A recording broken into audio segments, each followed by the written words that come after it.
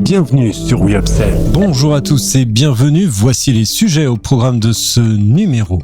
Société s'invite à l'apéro avec des palais croustillants, Entremont lance des cubes AOP pour salade et apéritif, le rayon farine fait le plein de nouveautés engagées. Enfin, chiffres et marchés, l'univers du meuble enregistre une année 2022 en trompe-l'œil, baisse marquée des volumes des PGCFLS en GSA pour début mars 2023. Voici l'heure de l'Update News de We Upsells et c'est un plaisir de vous accompagner pour ce récapitulatif de l'actualité de la semaine autour des sujets de la distribution, de la relation client ou du field advocacy. Avec le soutien d'Upsells, force de vente supplétive, nous traiterons des tendances, des derniers chiffres et nouveautés. On se retrouve juste après ça.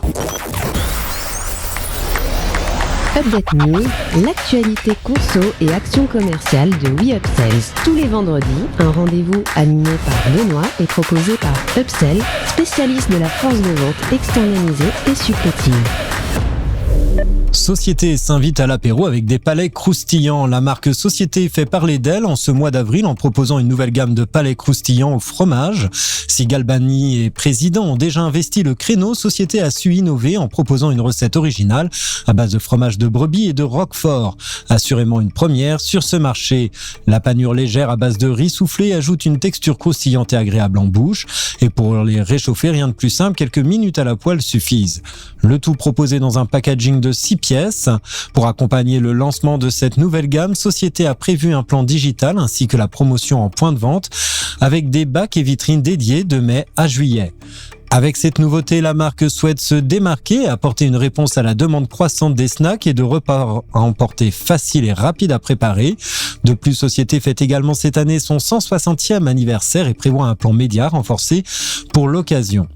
2 vagues de publicité télévisée et un jeu concours sont au programme. Pour animer les points de vente, 500 magasins seront équipés d'une théâtralisation importante avec des bacs et meubles promotionnels, des pupitres et des arches. Les palais croustillants Société y seront évidemment mis en avant.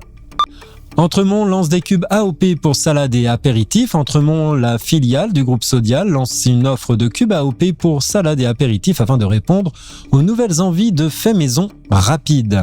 En effet, Francesca Pirani, responsable innovation produit chez Entremont, note que de nouvelles habitudes sont mises en place dans la période de l'après-Covid. Les Français sont plus casaniers et travaillent davantage et privilégient le végétal avec des salades fait maison et à travers des apéros dînatoires.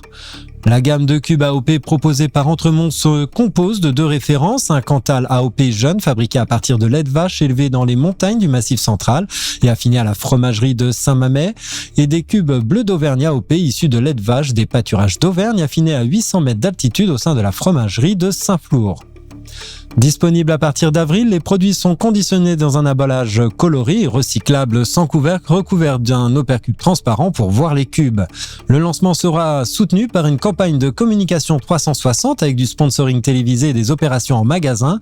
En rayon, Entremont compte se différencier grâce à une nouvelle identité de marque et un nouveau logo mettant en avant sa fabrication française et son savoir-faire fromager depuis 1948.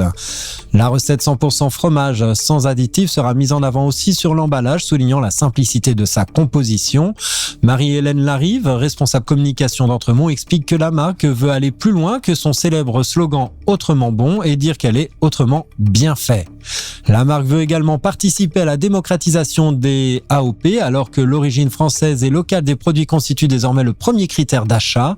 Entremont souhaite ainsi creuser le sillon du succès du fromage cuisine et snacking alors que les traditionnels plateaux de fromage en fin de repas connaissent une désaffection. Le rayon farine fait le plein de nouveautés engagées. Le marché des farines est en constante évolution et offre aujourd'hui une grande variété de produits répondant aux besoins des envies des consommateurs. Le linéaire farine accueille ainsi 2 nouveautés affichant des garanties sur la culture durable des blés et sont signés Cœur de blé et Le Farinier. Le Farinier est une marque lancée par Belot Minoterie, une PME familiale dirigée par la 16e génération. Cette nouvelle marque propose 3 farines certifiées, dont une farine label rouge élaborée à partir de blé labellisé CRC, culture raisonnée contrôlée, ainsi que 2 références bio. Cette certification garantit aux consommateurs que les blés utilisés ont été cultivés dans des conditions respectueuses de l'environnement, sans pesticides ni engrais chimiques. Cœur de Blé, quant à elle, innove avec une farine dite bas carbone. Cette farine est élaborée à partir de blé cultivé en région centre, écrasé et conditionné dans un moulin situé à Reuilly. Les agriculteurs s'engagent sur 5 ans à réduire leurs émissions de gaz à effet de serre et à augmenter le stockage de carbone naturellement présent dans le sol. Pour y parvenir, ils favorisent notamment l'apport de matières organiques naturelles et couvrent le sol par des végétaux entre 2 cultures. Toutes explications sont fournies au dos du pack. Cette gamme compte déjà des farines certifiées bio, label rouge et même haute valeur environnementale, une certification qui garantit un niveau élevé de performance environnementale des exploitations agricoles. Ces nouvelles marques de farine témoignent d'une prise de conscience croissance des consommateurs quant à l'impact environnemental de leur consommation alimentaire. Enfin, pour finir, chiffres et marchés. Premier sujet, le marché du meuble, une année 2022 en trompe-l'œil.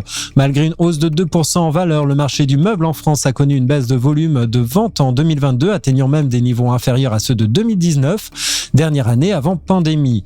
Gwenaël Sévenot, le président de l'Institut de la Maison, affirme que cette situation doit susciter des interrogations de la part des professionnels du secteur. Le recul des volumes de vente est principalement lié à l'inflation qui a augmenté de près de 10% l'ameublement intérieur et de 11% pour l'ameublement extérieur en 2022, selon l'INSEE.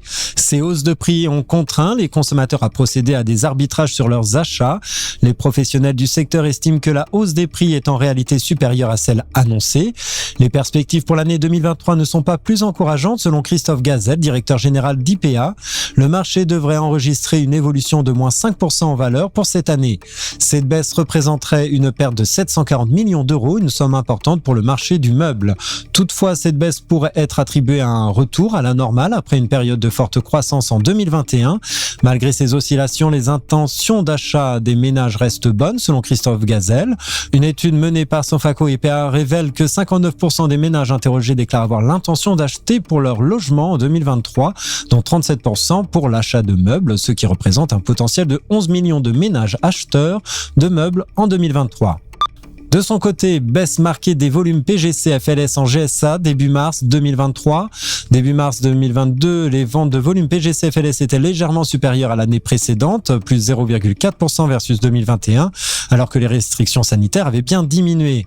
Les inquiétudes des Français face aux tensions géopolitiques s'étaient traduites en GSA par des pics d'achat dans les rayons épicerie, plus 4,6 en volume versus 2021, qui portait à la croissance des PGC FLS. Début mars 2023, les volumes de ces derniers accusent logiquement une baisse conséquente par rapport à 2022. Tous les rayons reculent en volume et l'épicerie salée est à moins 9,3%, particulièrement mal orientée.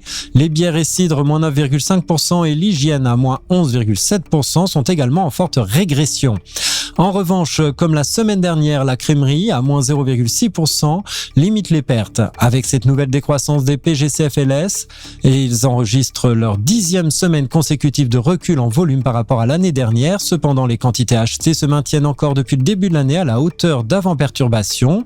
Cumul courant 2023 à moins 0,1% en volume versus 2019. Les enseignes d'hypermarchés en croissance soutenue en 2022 versus 2021 affichent des pertes plus importantes.